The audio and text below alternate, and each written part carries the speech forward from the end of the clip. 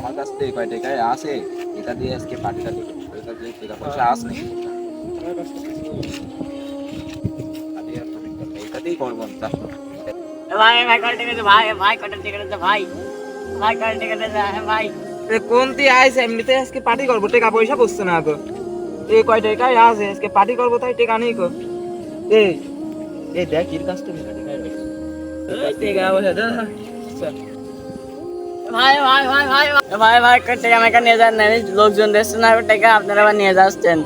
হেই শুনলেন টাকা দিবি না, টাকা দিবি না।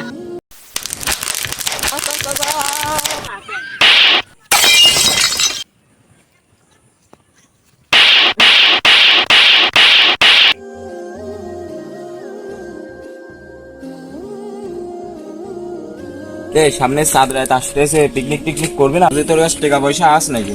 না আমার কাছে টাকা পয়সা নাই এই মুহূর্তে। ভাই কত টাকা দে ভাই, ভাই কত টাকা দে ভাই। এই এমনি টাকা নেই কো, টাকা জেলায় পিকনিক করতে পারছে নি কো, আবার ভিক্ষি চাচ্ছে। ওটা কালকে ওটা টাকার জন্য ওটা মারলাম, ওটা আবার আজকে ওটা টাকা চাচ্ছে। কি কালকে ওদের কাছে ভিক্ষি চাইছিল?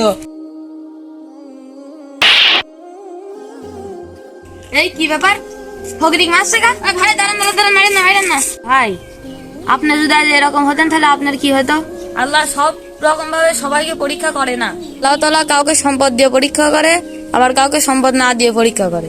আশা করি আপনারা এরকম কারো করবেন না, আপনারও এরকম হতে পারে। আচ্ছা হুজুর ঠিক আছে, এরকম আর কারো মারবো না। কাল গরুর কাছ থেকে আমি 100 টাকা নিয়েছিলাম, তোকে আমি 200 টাকা ফেরত দিতে আসছি।